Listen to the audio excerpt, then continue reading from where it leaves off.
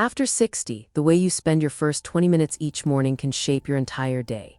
Will you feel light, energized, and confident, or stiff, dry, and drained? Most women reach for coffee or a handful of vitamins, but here's the truth I've learned after decades of caring for women your age. Your morning routine has the power to protect your hormones, your pelvic health, and even your mood, or quietly wear them down. In this video, I'm going to reveal 7 feminine care habits you must follow each morning after 60. And once you hear them, you'll never look at your mornings the same way again. My name is Dr. Gunter, a gynecologist specializing in women's health and geriatric care for over 20 years. And here's what I've learned. It's often the smallest, most intentional habits that create the biggest changes. I've seen women regain bladder control, restore their energy, and even rediscover intimacy, simply by adjusting how they start their morning. These are not extreme steps. They're gentle, science-backed practices that any woman can do at home beginning tomorrow morning. So stay with me, because in the next few minutes, I'll guide you through 7 feminine care habits that could transform not just your mornings, but the way you feel every single day. And if this message resonates with you, make sure to subscribe and share it with a friend, because no woman over 60 should feel left behind when it comes to her health. So let's walk through the 7 feminine care habits that I teach my own patients, habits they often tell me they wish they had discovered decades earlier. Each one is simple, practical, and rooted in science. But together they can reset the way your body wakes up, how your hormones respond, and how your mood carries you through the day. As we go through each habit, I'll share real stories from women over 60 who tried them and the surprising results they noticed. And I want you to imagine as you listen what could shift in your own mornings if you added just one of these habits tomorrow. Habit 1: hydration before coffee. Let me tell you about Alina. She's 68, bright and full of life, but every morning she would shuffle into her kitchen, eyes half closed, and head straight for the coffee pot. It was her ritual. The smell of coffee made her feel alive, the warmth reminded her of her working years, and she thought it was the one thing that gave her energy.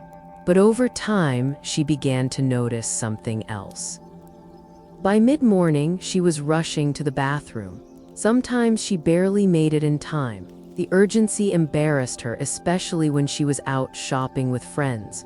She also confided that intimacy had become uncomfortable. Her body felt dry, her tissues fragile, and she assumed this was just normal aging.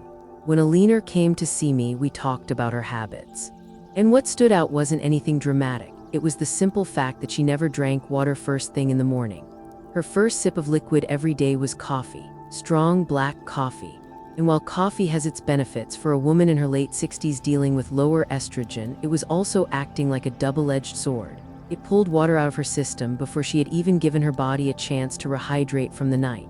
Here's the science. After menopause, estrogen levels fall significantly. Estrogen isn't just about reproduction. It plays a key role in keeping tissues moist and resilient.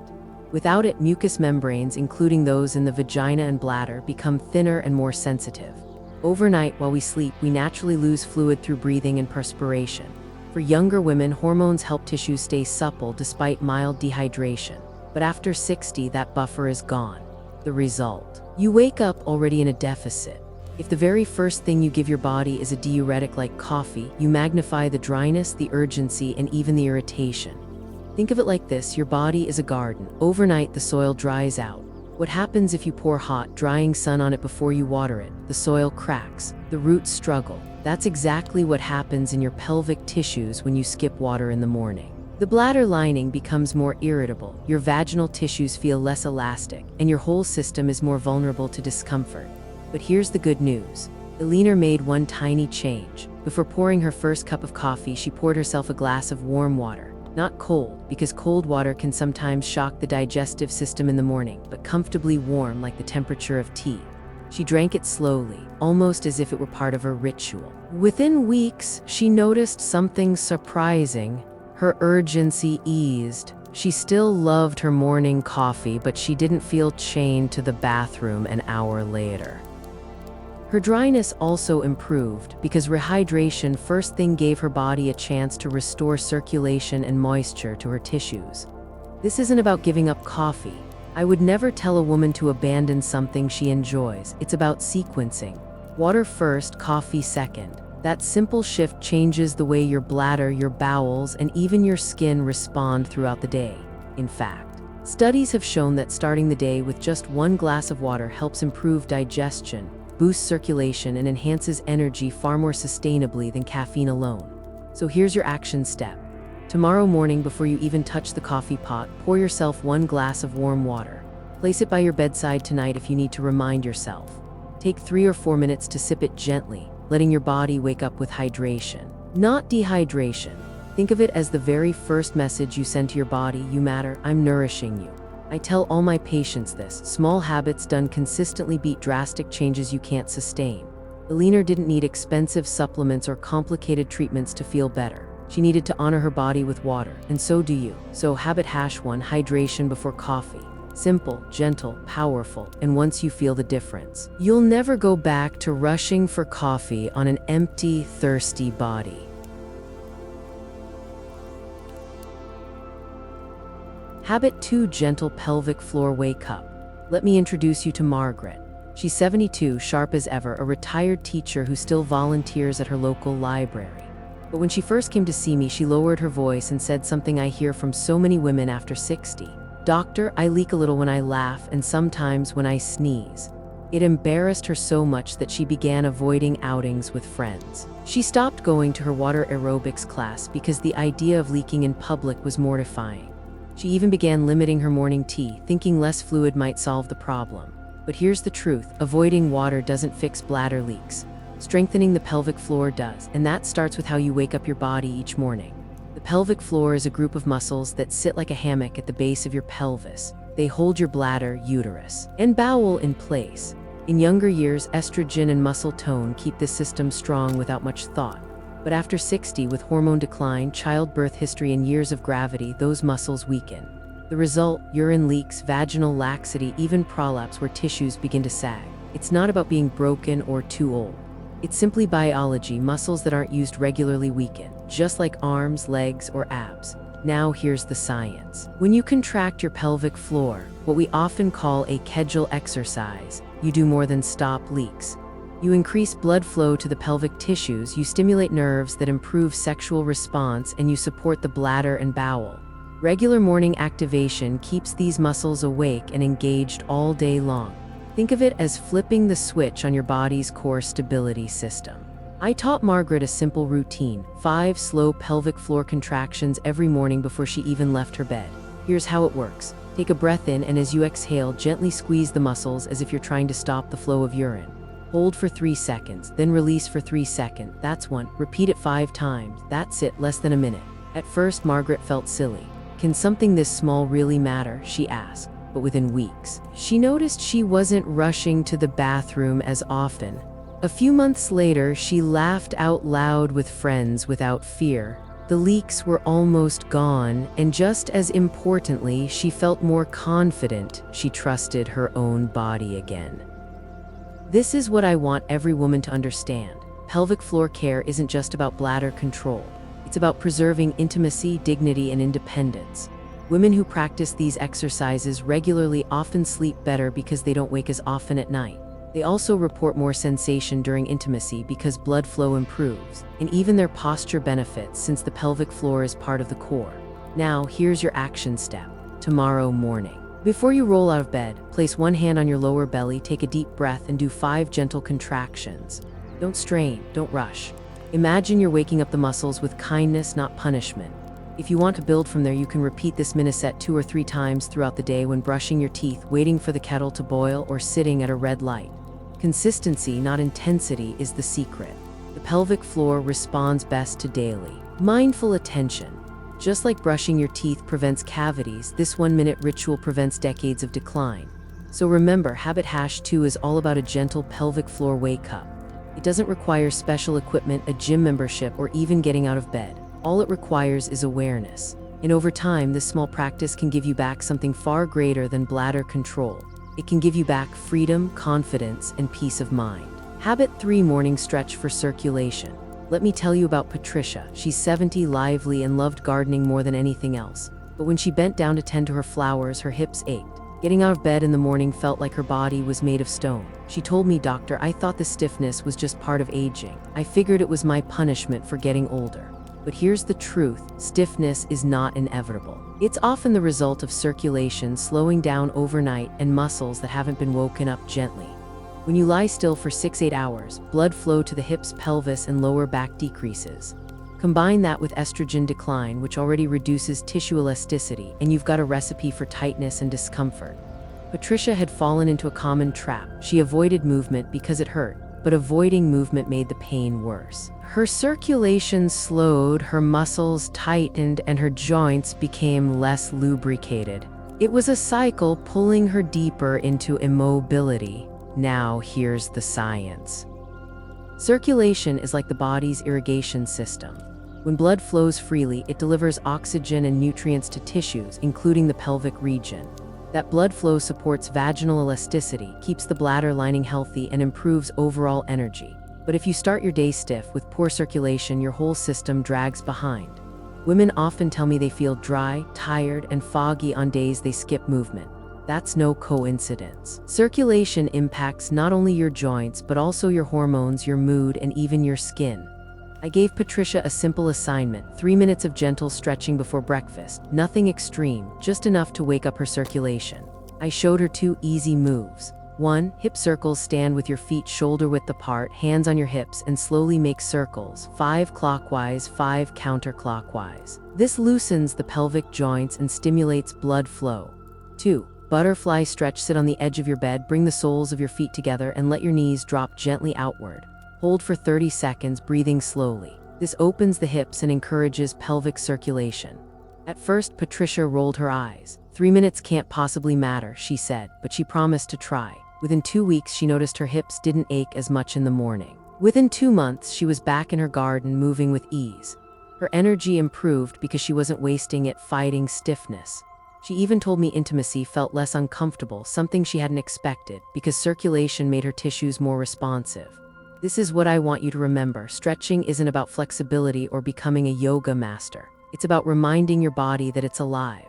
It's about telling your joints, your blood vessels, and your pelvic floor, wake up, we still need you. And here's your action step. Tomorrow morning, before you pour that glass of water or do your kedgels, take 3 minutes for gentle movement.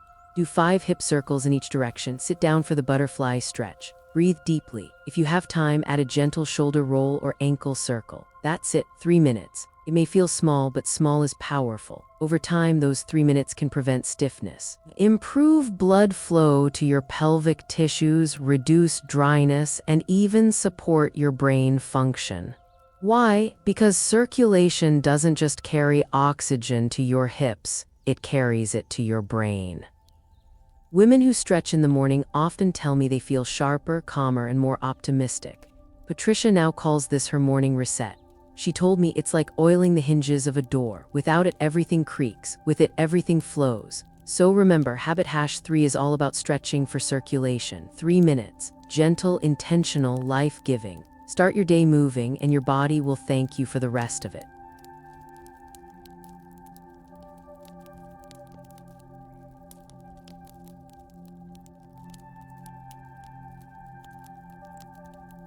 Habit 4. Mindful breathing for hormones. Now let me tell you about Carol. She's 66, recently retired, and came to me with 2 complaints. She couldn't sleep through the night, and her mood swung like a pendulum. Some mornings she woke up anxious, her heart racing before she'd even gotten out of bed.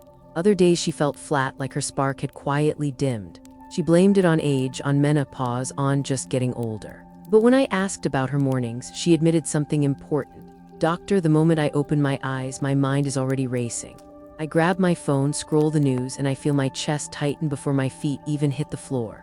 Sound familiar? Many women over 60 wake up not to peace but to cortisol, the stress hormone. And here's the science. Cortisol naturally rises in the morning to help us wake up. But when you add worry, scrolling, or rushing straight into chores, you amplify that surge. Chronic high cortisol disrupts sleep, worsens dryness, adds belly fat, and flattens mood. It even interferes with estrogen and progesterone balance, making all those menopause-related symptoms worse. This is where mindful breathing comes in. Deep belly breathing, sometimes called diaphragmatic breathing, has been shown to calm the nervous system, lower cortisol, and trigger the release of calming hormones like oxytocin. It's not complicated. It doesn't require a yoga mat or meditation class. It takes less than 2 minutes, but it can reset your hormones for the entire day. Here's how I taught Carol to start. Before getting out of bed, place one hand on her chest and one on her belly. Inhale through the nose for 4 counts, letting her belly rise. Hold for 1 or 2 counts. Exhale slowly through the mouth for 6 counts, feeling her belly sink. Repeat 5 times, that's it. At first, Carol felt silly. She said, "Doctor, I've been breathing my whole life. Why would this make a difference?" But she gave it a try. Within a week, she noticed her mornings felt calmer. She wasn't rushing to check her phone. Her sleep started to improve because mindful breathing lowered her nighttime anxiety too. A month later, she said something I'll never forget. "It feels like I finally have a pause button. Instead of my hormones running me, I'm reminding my body who's in charge."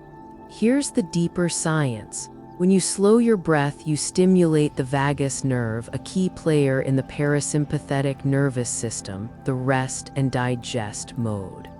Activating this system lowers blood pressure, reduces stress hormones, and balances neurotransmitters that affect mood. For women after 60, this means fewer hot flashes, steadier emotions, and better sleep quality. It's like giving your nervous system a daily reset button. Now, here's your action step. Tomorrow morning, before you check your phone, before you pour your water, take 60 to 90 seconds for 5 mindful breaths. Count 4 in, 6 out. If your mind wanders, don't judge yourself, just come back to the count. If you want to take it further, you can add a word or phrase to your exhale like calm or release.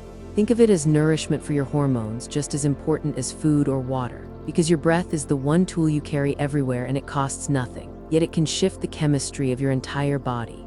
Carol now calls this her morning medicine. She still drinks her coffee, still volunteers at her church, still scrolls the news, but she does it after her breath practice. And she swears that's why her days feel steadier, lighter, and more joyful. So remember, habit #4 is mindful breathing for hormones. 5 breaths every morning. It's the simplest prescription I've ever given and one of the most powerful. Habit 5, daily feminine moisture care. Now let me tell you about Helen. She's 69, active, and still loves to travel with her husband. But when she first came to see me, she looked down at the floor as she spoke. "Doctor," she whispered, "I feel like sandpaper down there. I've started dreading intimacy, and even walking long distances leaves me irritated. I thought it was just age. Maybe I'm not supposed to feel comfortable anymore."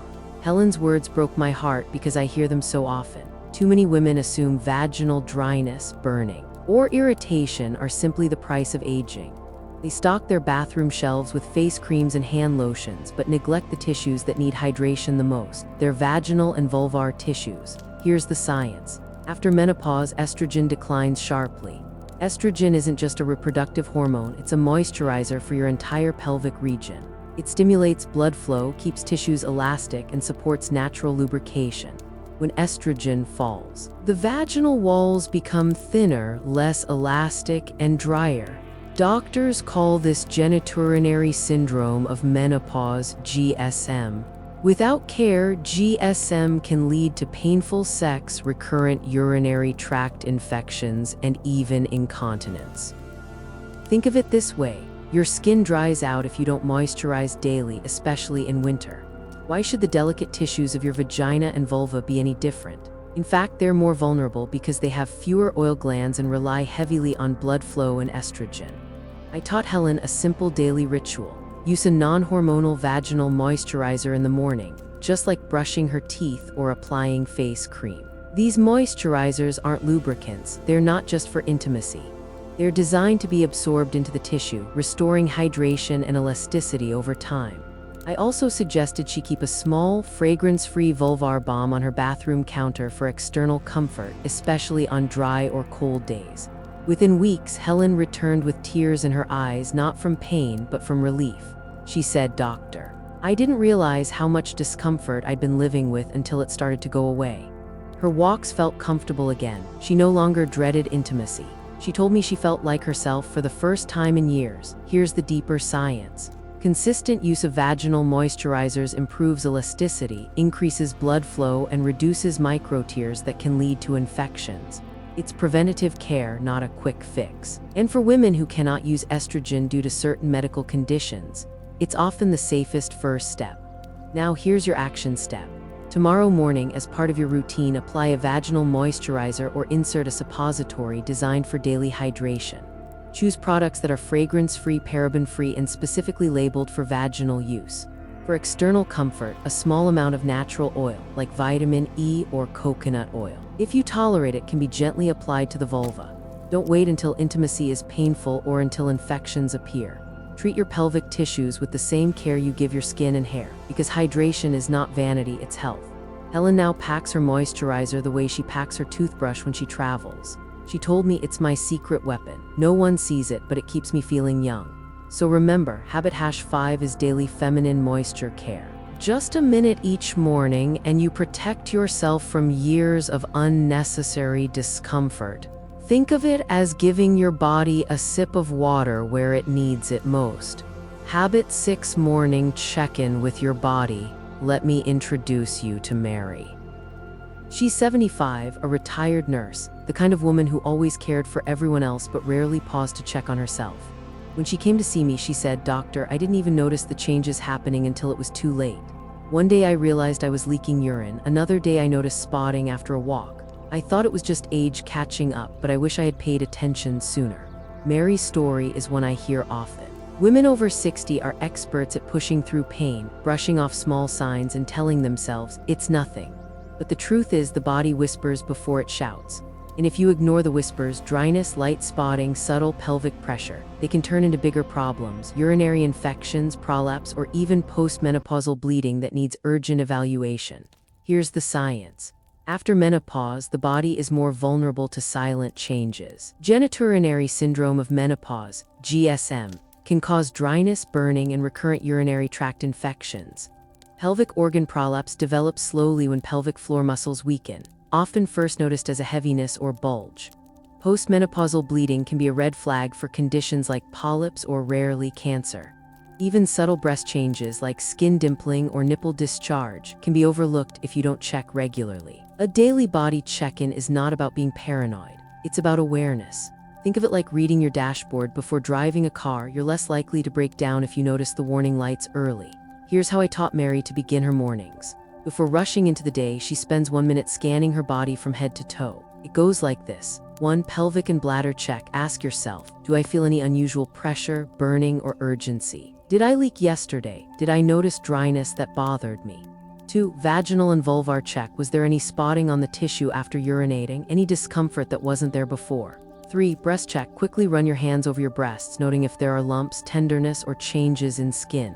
4. Joint and energy check. How stiff are my hips and knee? Do I feel rested or unusually fatigued? It takes less than 60 seconds, but it teaches you to listen instead of ignore. When Mary adopted this habit, something shifted.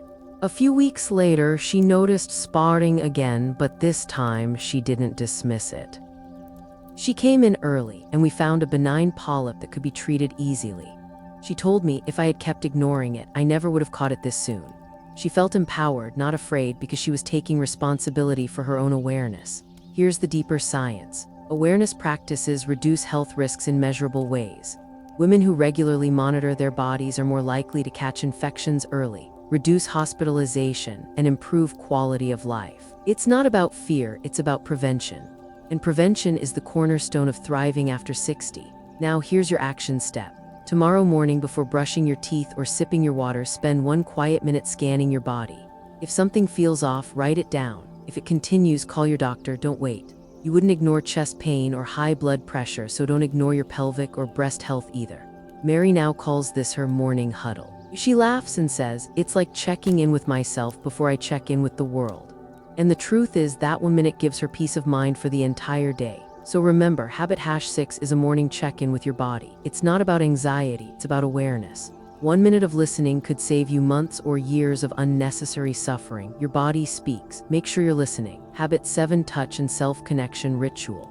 Finally, let me share Patricia's story. She's 73, widowed for over a decade, living alone in a cozy suburban home.